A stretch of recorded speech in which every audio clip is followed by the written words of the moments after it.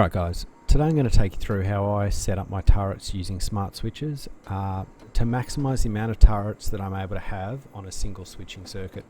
First I'm going to take you for a bit of a walk around the base, and you can see from that walk around the number of turrets and also some of the features, I guess, of this.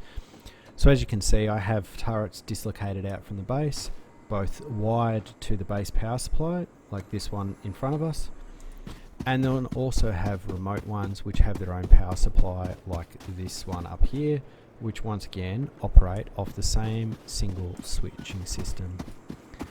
The other thing you'll note is there is a vast number of turrets on this base. It's been a good week to me. I've managed to fend off a few attacks, but gather enough resources to have a bunch of turrets. Now normally, without some complex wiring, it's quite difficult to actually have all of these linked into the same circuit, because obviously you can only draw a maximum of 100 power out of each battery. So to get around this, I use RF systems, and of note too, you can see there's another dislocated base that I have here, which once again, all of these turrets are controlled off the same smart switch, which I can activate from the Rust Plus app. Both of which makes life very, very handy. Alright, so we're going to move over to my test area, and then I'll show you how I've actually put this setup together. Alright, let's take you through the electrical setups for this configuration now. So the electrical side of this is incredibly basic. In short, you have two sides to the configuration really. One side is the on-off switching, and then the second side is what is the alarm system.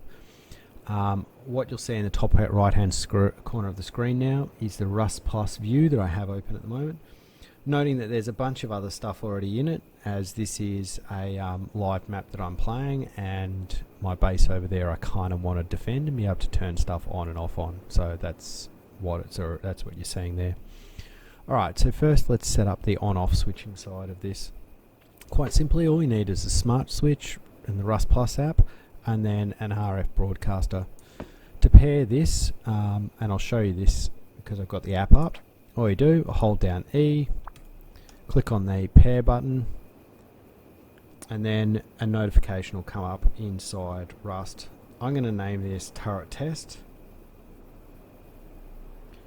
just so I know which one it is for later.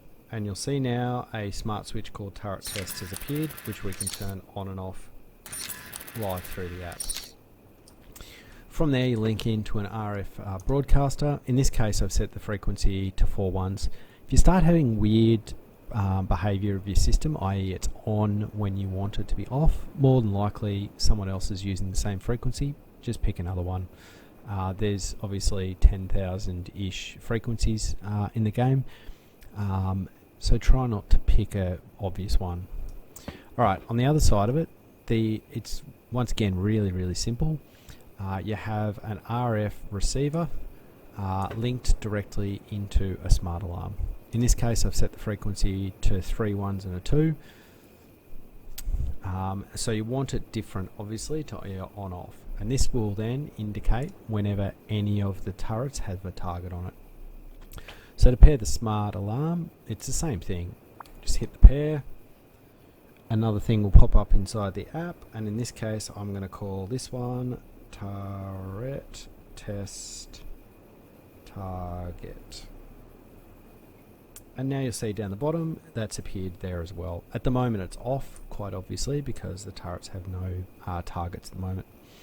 So alright, if we come up the top, I've just built a little tower with the normal setup that I have, and my configuration is pretty much like this across the entire base, with different batteries around the place linked up to windmills, and then off them for these circuits you have this same sort of configuration. So firstly you have an RF receiver in the back, which is on 4 ones, which is our on-off frequency for our turrets. And then it comes into a number of branches. Note, instead of setting 10, I set 11. The reason I set 11 is that gives me power left over for the alarms. Then I have 1 alarm per turret. Each one of these is on the 1112 frequency, and then are linked into the has target on the turrets. So if we turn our turrets on, note I have taken the bullets out of this one. I'm sick of dying in these videos. Turn our turrets on.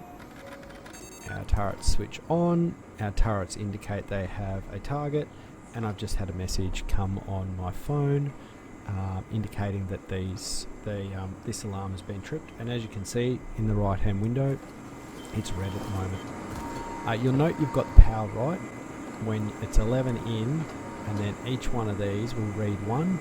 That doesn't mean that it's outputting 1 at that time, but rather if one of those events is triggered, then it'll be able to output power. If you don't have that, then your system will not work. But that's pretty much it. That's as complex as it is. I then link multiple receivers, as I said, up, and the multiple receivers means that I can have an abundance of turrets. So for example, in the base that I've set up this week, I've got about 30 turrets set up, all of which are activated off a single switch, which makes life a hell of a lot easier. Alright guys, I hope this is helpful. If you have any questions about it, hit us up with a message or comment down below. And also, once again, I want to give a big shout out to the guys at Rustraya. I'm playing on their ×7 server at the moment, which I reckon has about the right amount of modding on it to make the gameplay a hell of a lot more fun.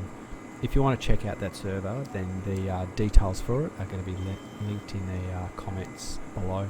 But otherwise, have yourselves a grand day.